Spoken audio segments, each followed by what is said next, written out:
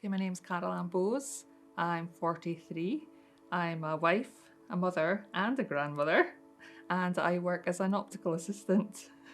It was early December 2018 when I first noticed a lump. I didn't think nothing of it, but I hummed and hawed whether to phone my mum for advice because she just 8 weeks prior to that had been diagnosed with breast cancer herself. But I did phone mum, and she was glad I did, I later found out. But I phoned the doctor Monday morning, got an appointment straight away, and they took me in and then referred me to the hospital. I was adamant everything was going to be fine. I really was, because I was 40 at the time, so you don't think, do you?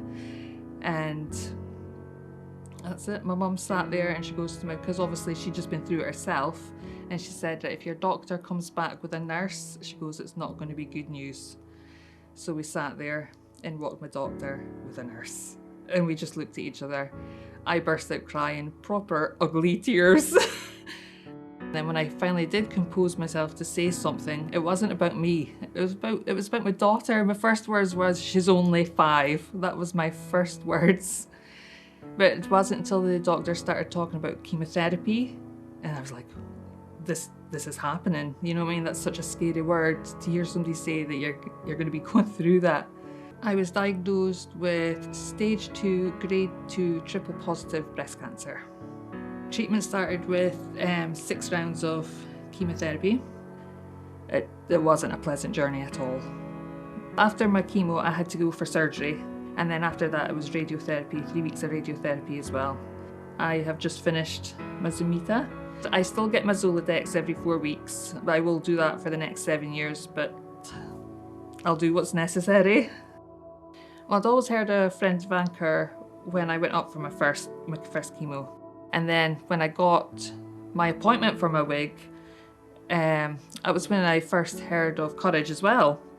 Because the woman was encouraging me to apply for it, but I was just too ill and I couldn't even get up the stairs, never mind walk down a catwalk. While I was going through my radiotherapy, I don't know what happened to my feet, but it was a nightmare. I had blisters over both soles of my feet and I was really, really struggling to walk. I had been to my GP a couple of times to see what they could do, but nothing was working. So then I managed to get an appointment with one of the girls from podiatry.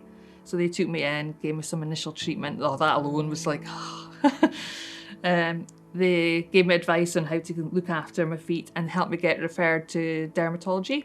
And I've never looked back, so my feet have been great since. It was a godsend, it really was, because not being able to walk and having a young daughter as well is not, it doesn't go well together. So when I was diagnosed in 2018, me and my husband had actually been separated for 2 years by that point. But when he found out what had happened, he just dropped everything, came back, helped me in Skye. I never asked him to do it. I never expected him to do it. He did. To be honest, I don't think I'd have got it through without him. And then, yeah, fairy tale ending, we got back together.